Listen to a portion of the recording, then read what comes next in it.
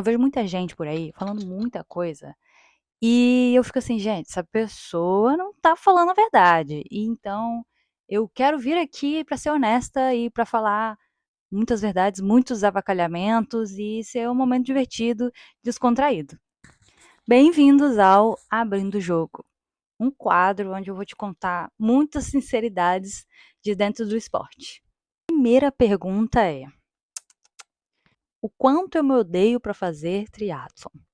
Gente, vamos lá, né? A vida, ela é uma loucura.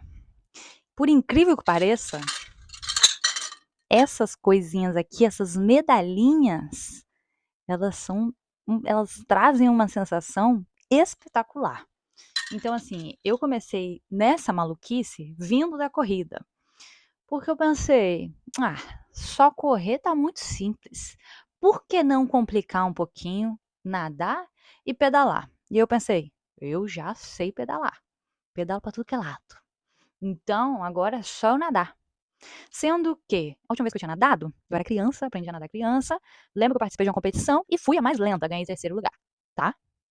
Então, assim, achei que seria uma boa ideia fazer um esporte com 3 coisas. Talvez eu tenha me enganado. Próxima pergunta. Perrengues que continuam acontecendo comigo. Gente, deixa eu ver. Um perrengue. Vou falar um de vários, né?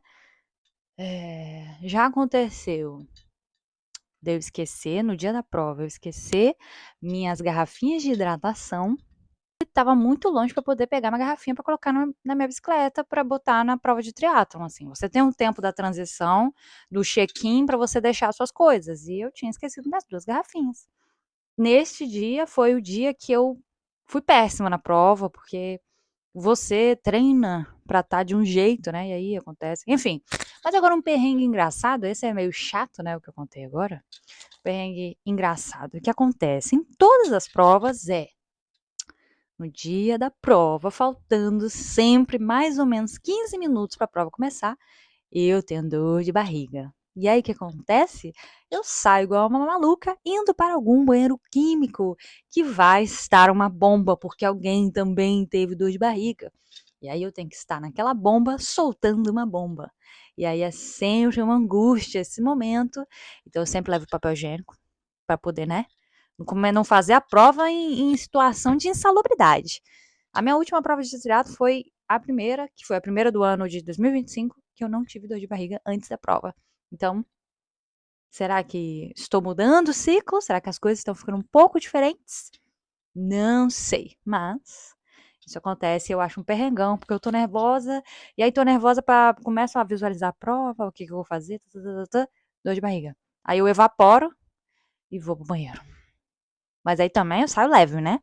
Pelo menos isso. Saio leve, plena, pra fluir na prova.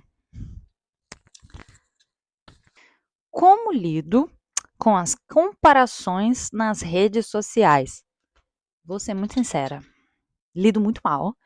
Eu tô aprendendo agora a medir direito. Porque o que acontece, né? Eu sou CLT, trabalho de 8 às 18. As minhas 24 horas não são as mesmas 24 horas de algumas blogueiras aí, que acordam muito cedo sem necessidade. Acordam super cedo só para dizer que, olha como dá para fazer tudo, acordando às 3:30 da manhã e pipipipopopô. Então, a minha rotina não tem como comparar com blogueiros que vivem como empresários, influenciadores e podem fazer esporte na hora que quiser. Então, para mim, alguns dias é muito desanimador, porque eu penso, gente, por que que eu não tenho as mesmas 24 horas, né? Por que que eu não posso treinar a qualquer hora, né? Por que que eu tenho que trabalhar? Por que que acabei de dormir, já tô acordando para vir trabalhar? Tipo, meu Deus, eu não quero, quero mais tempo. Normalmente eu quero mais tempo para treinar e ser feliz treinando. Agora eu tento seguir, gente, mulheres mais reais com a minha realidade, na medida do possível, né? Que é pessoas que não trabalham somente como influencer. Eu sei que influencer também não é só, tem muitas camadas. E isso faz eu me sentir melhor. Eu vi uma pessoa falando, cara, eu tô muito cansado, trabalhei muito e ainda tenho que treinar. Então, seguir uma pessoa dessa me motiva um pouco mais. Como lida com preguiça ou dias ruins? Eu costumo ser muito realista, com preguiças e dias ruins. E tem dia que eu tento ver se é realmente cansaço ou é realmente preguiça. Porque se for cansaço, se eu for dormir, eu vou ganhar, não vou perder. Porque o meu corpo precisa descansar, né? A gente acha que a gente tem que ir como frenética, frenética, até que o nosso corpo adoece e obriga a gente a parar. Agora, com preguiça, tem dia que eu simplesmente falto mesmo e é isso aí, me dou esse direito. Mas quando eu tô com preguiça, tipo, ai, é só uma preguicinha e eu tô fazendo show comigo mesma, dou aí um tapinha na minha cara e vambora, vambora, não penso muito, visto a roupa e saio. Porque se a gente pensar muito, a gente não sai de casa. Curiosidades no triatlon que te irritam. Muito específico, hein, esta pergunta. Vamos lá, vou falar de uma curiosidade. Quando eu senti o gosto do pódio, que eu ganhei. Eu fiquei em terceiro lugar? Deixa eu ver, deixa eu ver, deixa eu ver, deixa eu ver. Fiquei em terceiro lugar no aquatlon. Aquatlon é nadar e correr, tá bom? Quando eu fiquei em terceiro lugar, primeiro pódio da minha vida, eu senti aquele gostinho incrível do pódio, aquela sensação de venci na minha vida. Cheguei ao meu auge. E aí, chegou na hora da premiação, era uma medalha. Não era um troféu, era uma medalha escrito terceiro lugar, 25 a 29 anos, feminino. Vai estar ao contrário, não vai estar a favor, né? Entende? E aí eu saí da prova com duas medalhas. Medalha de vencedora de terceiro lugar de categoria e a medalha de finalização. Isso me irritou profundamente. Eu falei, gente, não. Prova de triatlo não é barata. E aí vocês me arrumam uma medalha? Por favor, me deem o meu troféu. É isso, tá? Apenas isso.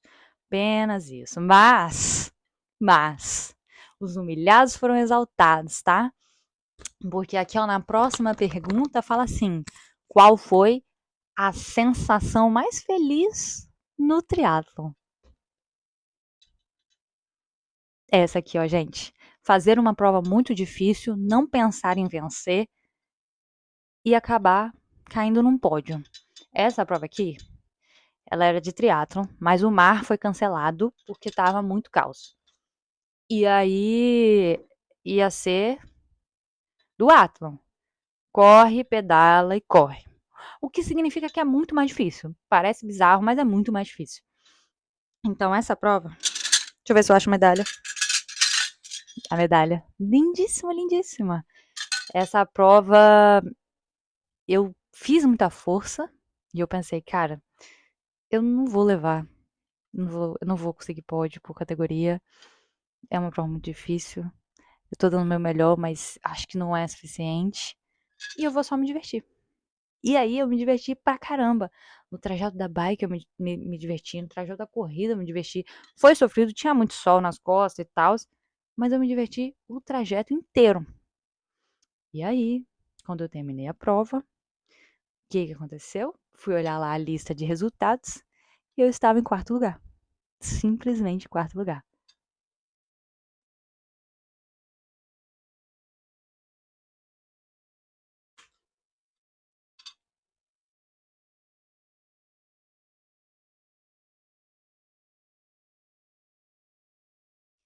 Então, assim, eu sei que falar bem assim, porque o pódio foi consequência, é muito clichê. Eu sei que é clichê. Mas isso aqui foi uma consequência mesmo de um esforço que eu não fazia ideia de onde que eu ia chegar.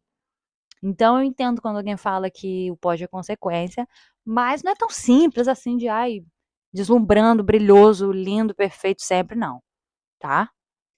Existe um problema de pegar pódio. Você fica viciado em pegar pódio.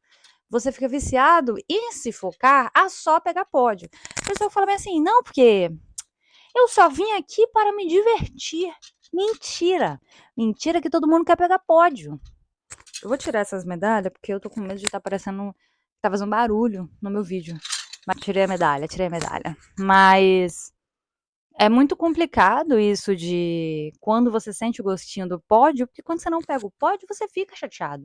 Quando você nunca pegou o pódio, você fala assim: beleza, vim aqui só me divertir. Mas quando você sente o gostinho do pódio, você pensa, quero mais. Vira uma droga quase. Você fala assim, quero mais. Eu quero mais pódio para mim. Eu quero chegar lá, eu quero conseguir. E assim, eu cheguei num momento que eu peguei pódio 2 vezes. Ah, teve outra hora que me irritou, uma prova que teve premiação só até 3º lugar. E eu fiquei em 5º. E aí eu pensei, cadê meu troféu? Pode ser até uma medalha de premiação. Não tinha. Não tinha. Aí eu fiquei assim, beleza, beleza. Foi uma prova de duatlon, de correr e pedalar depois. E acabou. Mentira. Correr, pedalar e correr, eu acho. Enfim, não lembro agora, tô enlouquecida. Quando você fica mais irritado em relação ao esporte? Acho que essa é uma pergunta que eu tenho uma resposta meio polêmica. Eu acho que eu fico muito irritada quando eu vejo gente se sentindo muito melhor por ter a bike mais cara. É porque eu acho que às vezes o triatlon, ele parece um esporte de luxo, porque as bikes são caras, equipamento é caro, manter esse esporte é caro.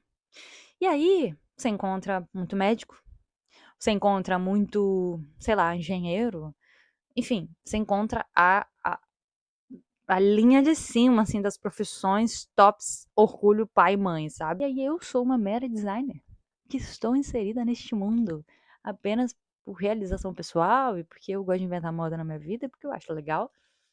Minha bike foi R$ 1.700. Minha bike é totalmente inferior. Então, eu sinto raiva porque eu não tenho o mesmo acesso, né? Não existe justiça social quanto a isso, né? Eu posso me esforçar de trabalhar por um ano inteiro que eu não vou conseguir comprar uma bike de R$ 30.000. Então, essas partes são as partes que me irritam, que são as partes injustas, que não tem como ser igual para todo mundo, que é isso, que são lutas diferentes, que vai ter gente que não vai ter tudo e vai fazer a rapa no pódio, que é o que dá orgulho no esporte, é quando você vê alguém que tá lá no pódio e tem coisa simples, tem bike simples, tem estrutura de vida simples. Isso é massa, isso é massa. Eu acho massa porque pra mim o esporte tem que ser pra todo mundo, não só pra uma galera.